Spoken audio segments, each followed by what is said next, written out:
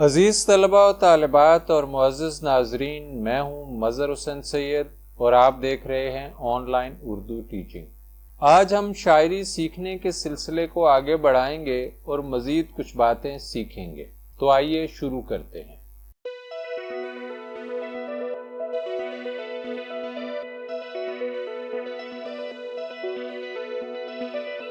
میں نے پچھلی ویڈیو میں ایک بات کہی تھی کہ شاعری میں اس لفظ کی اہمیت ہوتی ہے جو بولا جاتا ہے، نہ کہ اس لفظ کی جو لکھا جاتا ہے۔ اس حوالے سے حروف کی دو قسمیں ہوتی ہیں، ایک مکتوبی حروف اور ایک ملفوظی حروف۔ آپ ان اصطلاحات سے پریشان مت ہو جائیے گا، میری کوشش ہوگی کہ ان کو اس طرح سہل انداز میں بیان کیا جائے کہ نہ صرف آپ ان کو سمجھ سکیں بلکہ یہ ذہن نشین بھی ہو جائیں۔ مکتوب کے معنی ہیں لکھا ہوا، تحریر شدہ۔ اسی نسبت سے خط کو بھی مکتوب کہا جاتا ہے۔ پچھلے دور میں جب کمپیوٹر موجود نہیں تھا تو کاتب ہوتے تھے جو مختلف تحریریں اور کتابیں خوشخط کر کے لکھتے تھے، اور یہ الگ سے ایک پیشہ تھا جو وقت کے ساتھ جدید مشینوں کے آنے سے ختم ہو گیا اور ان کی جگہ ٹائپسٹ اور کمپوزرز نے لے لی۔ بہرحال ہم بات کر رہے تھے کاتب کی، یعنی لکھنے والا، اور مکتوب یعنی لکھا ہوا۔ اسی سے ہی لفظ کتاب بھی ہے، جس کا مطلب ہے لکھے ہوئے یا چھپے ہوئے اوراق کا مجموعہ۔ اب آتے ہیں لفظ ملفوظ کی جانب۔ ملفوظ کا مطلب ہے بولا جانے والا، پڑھا جانے والا، جسے الفاظ میں زبان سے ادا کیا جائے۔ آپ نے مختلف بزرگوں یا مشاہیر کے ملفوظات کے بارے میں سنا ہوگا یا پڑھا ہوگا، مثلا ملفوظات اعلیٰ حضرت۔ ملفوظات پر مشتمل کتاب کا مطلب ہے کہ یہ کتاب اس شخص نے خود نہیں لکھی ہوتی جس سے کہ وہ منسوب ہوتی ہے، بلکہ اس کی کہی گئی باتوں اور اس کے بولے جانے والے اقوال کو جمع کر کے کوئی دوسرا شخص یہ کتاب لکھتا ہے۔ یعنی کسی بزرگ یا اہم شخصیت کی مختلف محافل اور مجالس میں کہی گئی باتوں کو جمع کر کے اگر کوئی کتاب لکھی جائے تو وہ اس کے ملفوظات کہلائے گی۔ مزے کی بات یہ ہے کہ لفظ کا تعلق بھی اسی قبیل سے ہے۔ لفظ کا بھی یہی مطلب ہے کہ وہ آواز جو منہ سے نکلے، وہ بات جو زبان سے ادا کی جائے۔ بہرحال اب ہم آگے بڑھتے ہیں اور عروض کے اعتبار سے مکتوبی اور ملفوظی کے فرق کو سمجھنے کی کوشش کرتے ہیں۔ بہت سے الفاظ تو ایسے ہوتے ہیں کہ وہ جس طرح لکھے جاتے ہیں اسی طرح پڑھے بھی جاتے ہیں، یعنی ان کی مکتوبی اور ملفوظی صورت ایک جیسی ہوتی ہے، دونوں میں کوئی فرق نہیں ہوتا۔ مثلا پہاڑ، تتلی، دل، پری، سڑک وغیرہ۔ لیکن بہت سے الفاظ ایسے بھی ہوتے ہیں کہ جو جس طرح لکھے جاتے ہیں اس طرح بولے نہیں جاتے۔ آپ یقیناً حیران ہو رہے ہوں گے کہ ایسا کیسے ہو سکتا ہے کہ لفظ جس طرح لکھا جائے اس طرح بولا نہ جائے، لیکن حقیقت میں ایسے ہی ہوتا ہے۔ مثال کے طور پر جب ہم خوش لکھتے ہیں تو لکھتے ہوئے ہم واو کا استعمال کرتے ہیں، لیکن پڑھتے ہوئے ہم واو نہیں پڑھتے بلکہ اسے خوش پڑھتے ہیں۔ اسے ہم مکتوبی غیر ملفوظی کہیں گے، یعنی یہ واو لکھی تو جائے گی لیکن پڑھی نہیں جائے گی۔ اس کی کچھ اور مثالیں دیکھیے: خواب، خود، خواہش، خودی، خوشامد وغیرہ۔ ان تمام الفاظ میں واو لکھنے میں تو استعمال ہوئی ہے لیکن یہ پڑھنے میں نہیں آئے گی۔ جب ہم ان الفاظ کو پڑھیں گے تو خواب، خود، خواہش، خودی اور خوشامد پڑھیں گے، نہ کہ خواب، خود، خواہش، خودی، خوشامد وغیرہ۔ آپ سوچ رہے ہوں گے کہ شاید یہ مسئلہ صرف واو کے ساتھ ہے کہ وہ لکھی جاتی ہے لیکن پڑھی نہیں جاتی۔ ایسا نہیں ہے۔ واو کے علاوہ بھی کئی صورتیں ہیں جہاں حروف لکھے تو جاتے ہیں لیکن پڑھے نہیں جاتے۔ آئیے کچھ اور صورتیں دیکھتے ہیں۔ بالکل میں الف لکھا تو گیا ہے لیکن پڑھا نہیں گیا۔ پڑھنے میں ہم اسے بالکل پڑھیں گے، نہ کہ بالکل۔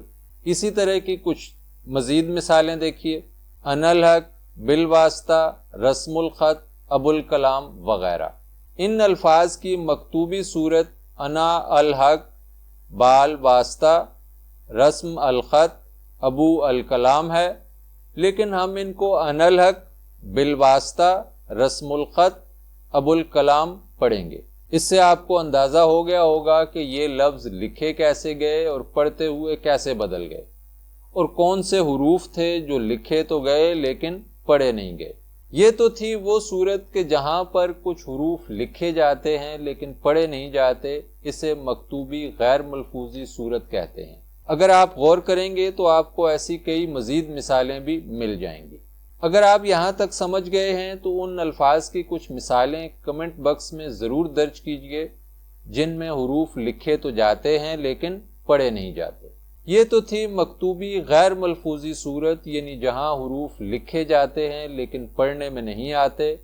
لیکن اس کی ایک اور صورت بھی ہوتی ہے جہاں کوئی حرف لکھا نہیں جاتا لیکن پڑھا ضرور جاتا ہے۔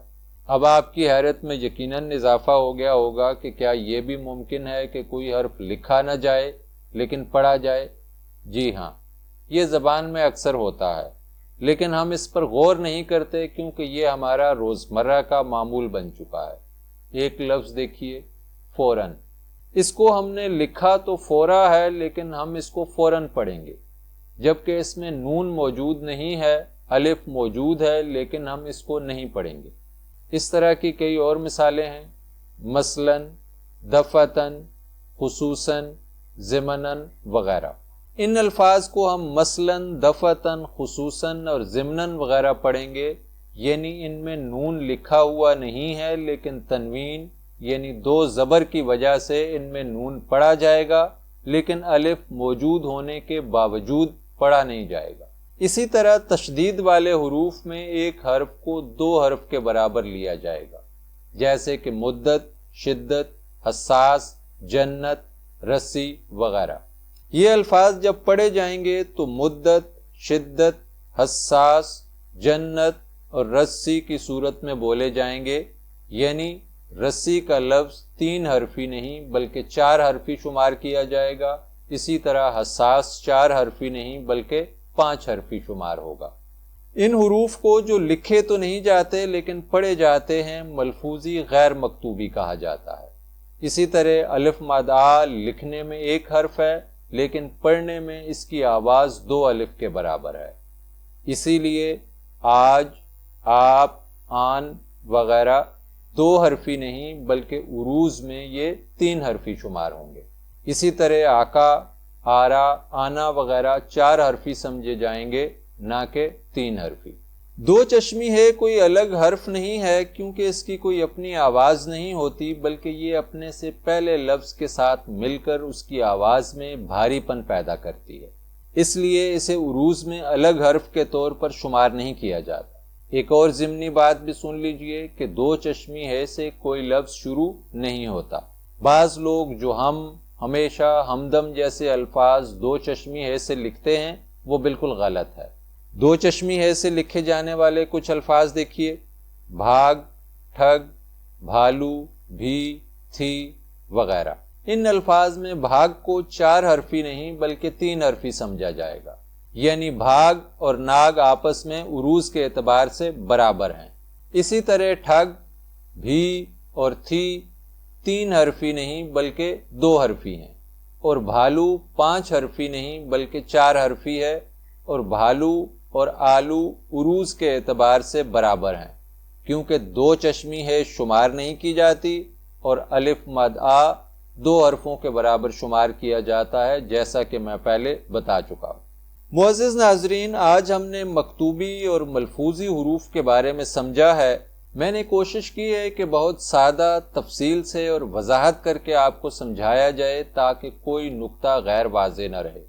اس کے باوجود سمجھنے میں کوئی دشواری ہو تو آپ کمنٹ باکس میں پوچھ سکتے ہیں۔ اگلی ویڈیو میں ہم ایک قدم مزید آگے بڑھیں گے، لیکن اس کو سمجھنے کے لیے آپ کا اس ویڈیو اور اس سے پچھلی ویڈیو میں کہی گئی باتوں کو اچھی طرح سمجھنا اور ذہن نشین کرنا بہت ضروری ہے۔ دوسری صورت میں اگلی ویڈیو آپ کو بالکل سمجھ میں نہیں آئے گی۔ امید ہے آج کی ویڈیو آپ کو پسند آئی ہوگی۔ اس ویڈیو کو لائک کیجیے گا، شیئر کیجیے گا اور کمنٹ باکس میں اپنی رائے ضرور دیجیے گا۔ اگر آپ نے اس چینل کو سبسکرائب نہیں کیا تو چینل کو سبسکرائب لازمی کیجیے گا تاکہ آنے والی ویڈیوز آپ کو بر وقت مل سکیں۔ ملتے ہیں جلد ہی ایک نئی ویڈیو کے ساتھ۔